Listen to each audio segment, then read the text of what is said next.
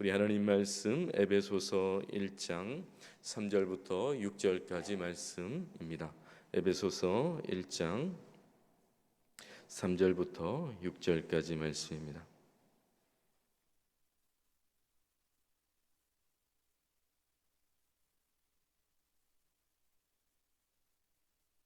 저하고 교독으로 봉독하도록 하시겠습니다. 찬송하리로다. 하나님 곧 우리 주 예수 그리스도의 아버지께서 그리스도 안에서 하늘에 속한 모든 신령한 복을 우리에게 주시되 곧 창세전에 그리스도 안에서 우리를 택하사 우리로 사랑 안에서 그 앞에 거룩하고 흠이 없게 하시려고 그 기쁘신 뜻대로 우리를 예정하사 예수 그리스도로 말미암아 자기의 아들들이 되게 하셨으니 이는 그가 사랑하시는 자 안에서 우리에게 거저 주시는 바 그의 은혜의 영광을 찬송하게 하려는 것이라. 아멘. 아멘.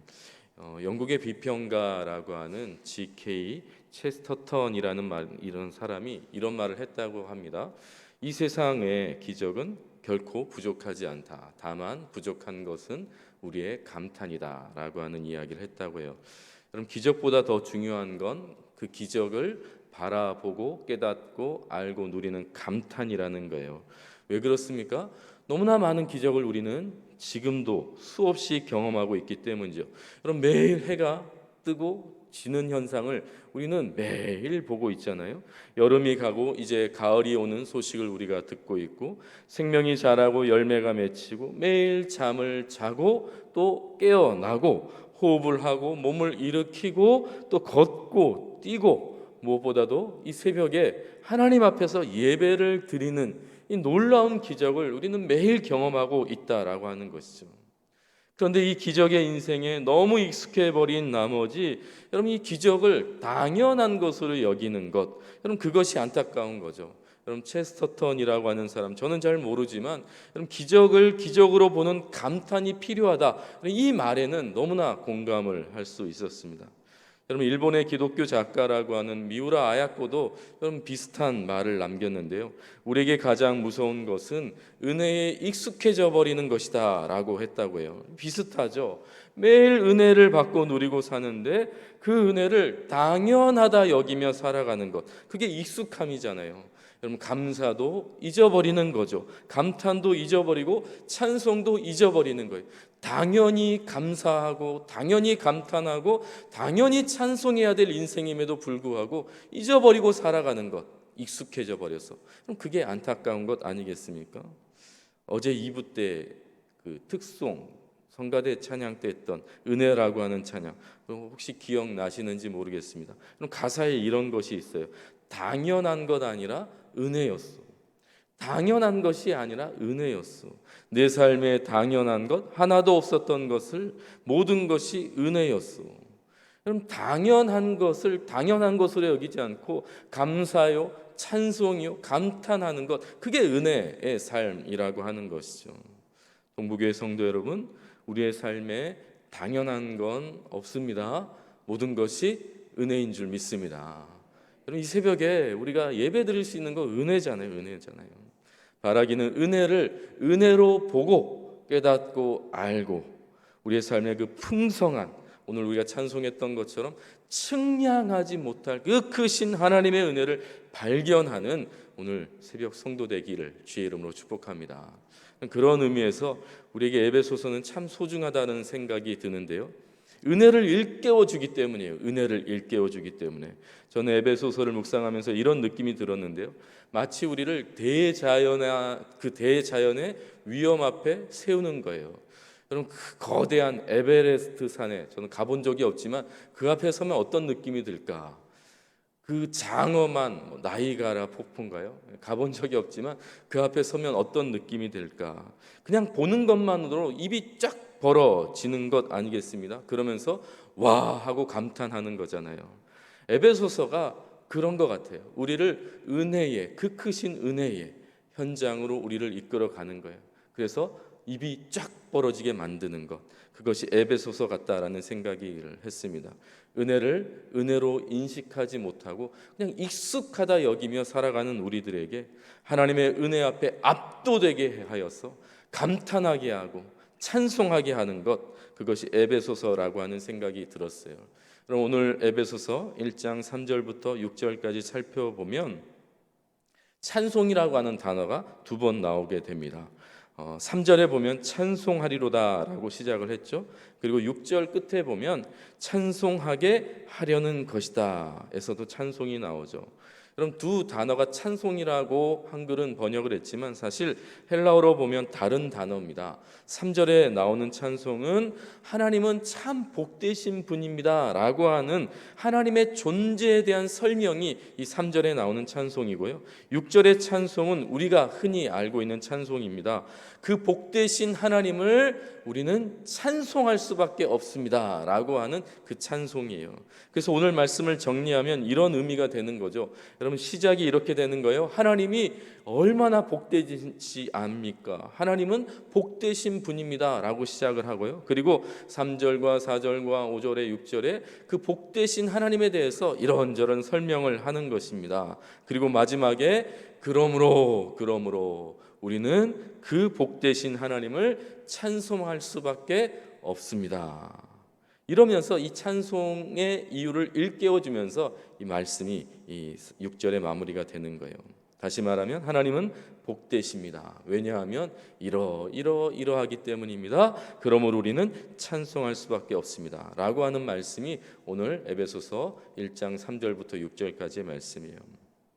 동부교회 새벽 성도 여러분, 바울 사도는 에베소서 이제 본론을 시작하면서 하나님의 복되심과 그 복되신 하나님을 우리는 찬송할 수밖에 없습니다 라고 선포하고 있습니다. 여러분, 왜 우리 하나님은 찬송받기 합당하신 분이라고 말하고 있는가? 왜 우리는 하나님을 찬송할 수밖에 없는가? 3절에 보면 이렇게 말씀하고 있어요. 우리 같이 한 번만 읽어볼까요? 시작. 찬송하리로다 하나님 곧 우리 주 예수 그리스도의 아버지께서 그리스도 안에서 하늘에 속한 모든 신령한 복을 우리에게 주시되. 그럼 사도 바울은 하나님은 그리스도 안에서 하늘에 속한 모든 신령한 복을 누구에게 주셨다고요? 우리에게 주셨다라고 말씀하고 있어요. 여러분, 우리에게 주셨다라고 하니 주셨다라고 하는 단어는 이미 우리는 가졌고 지금까지 소유하고 있다라고 하는 그런 의미거든요. 여러분, 하나님이 우리에게 적당히 주신 게 아니고요, 중요한 것 몇 개 골라서 주신 것도 아니고 하늘에 속한 모든 복을 이미 우리에게 주셨다라고 말씀하고 있습니다. 그럼 그러니 어떻게 찬송하지 않을 수 없겠냐라고 하는 거예요.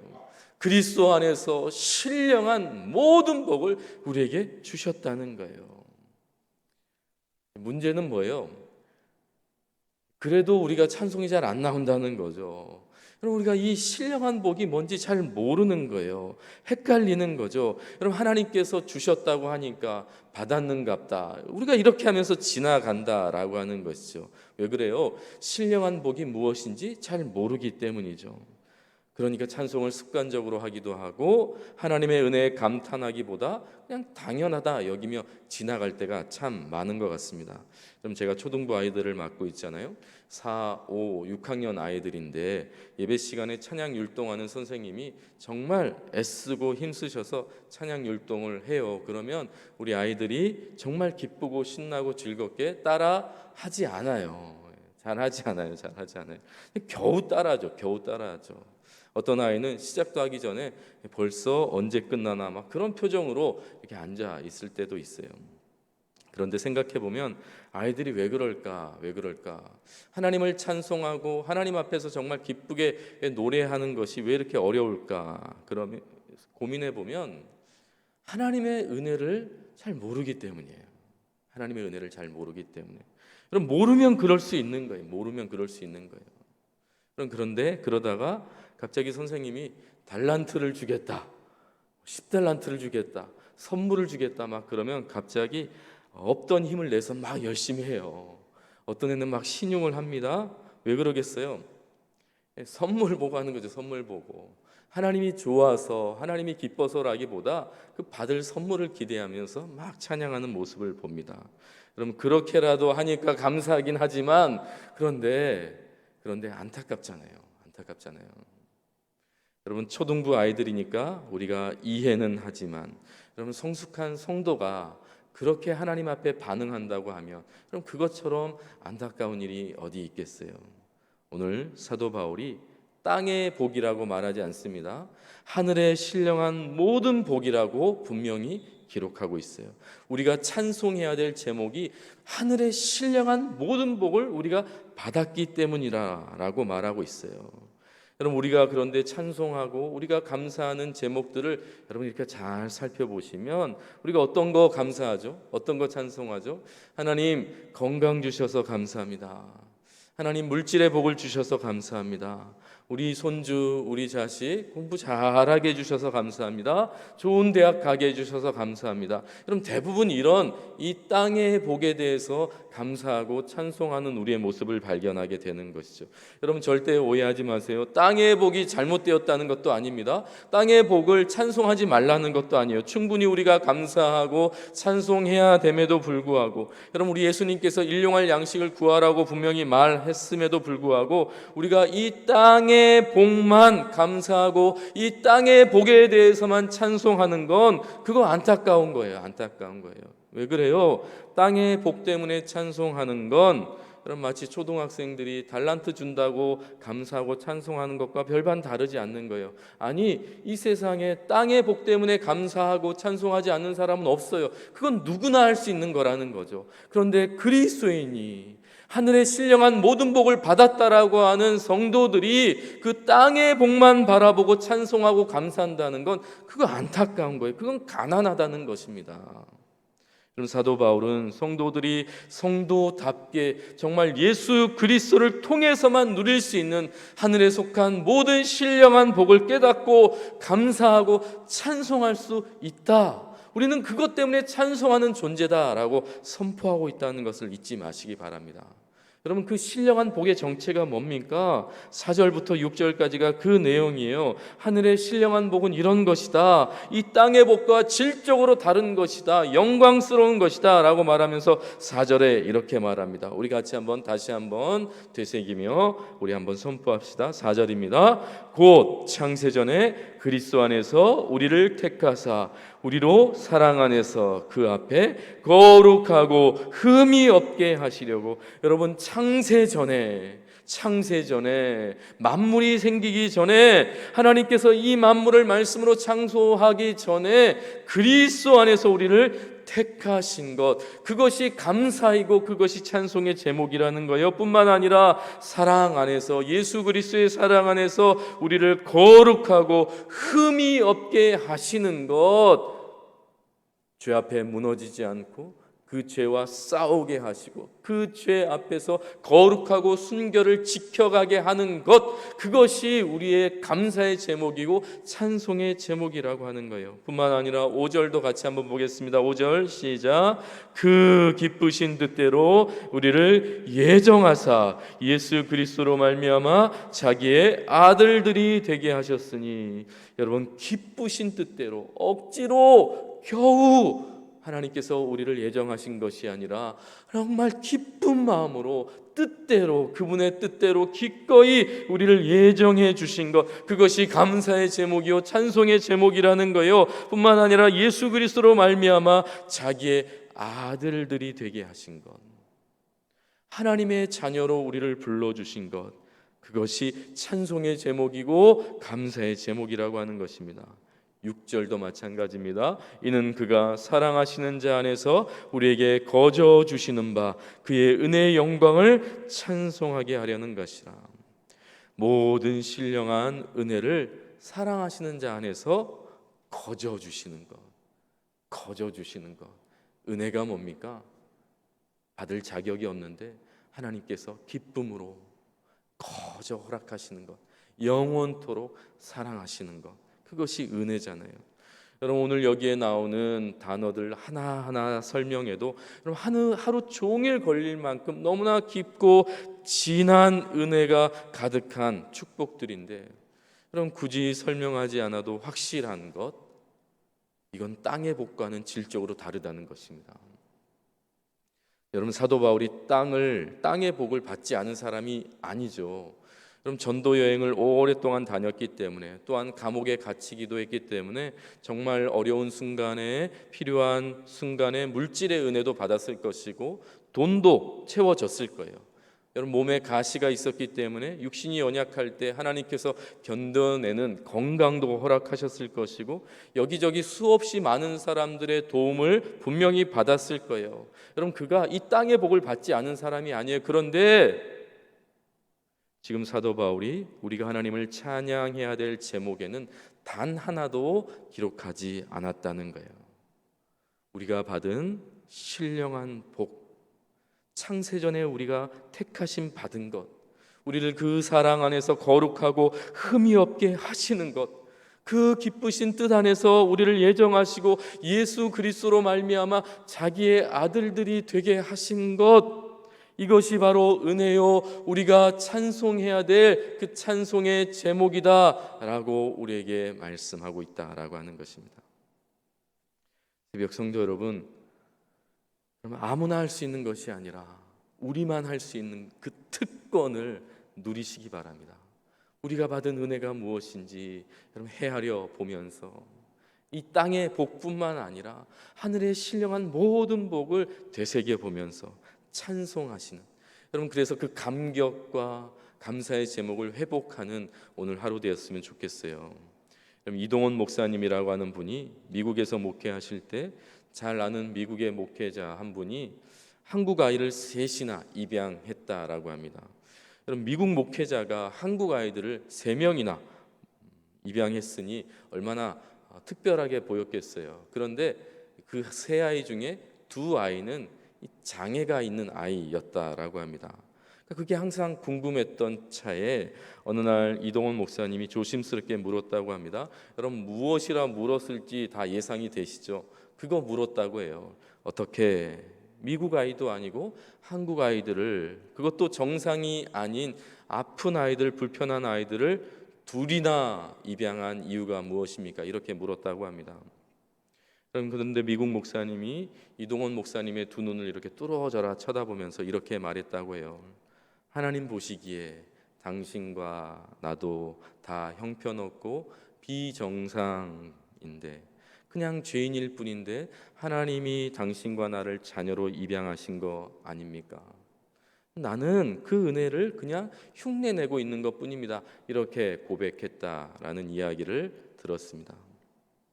여러분, 저는 이 이야기를 들으면서 은혜라고 하는 것, 감사라고 하는 것, 그것은 하고 깨닫는 것이다 라는 생각이 들었어요. 하고 깨닫는 것.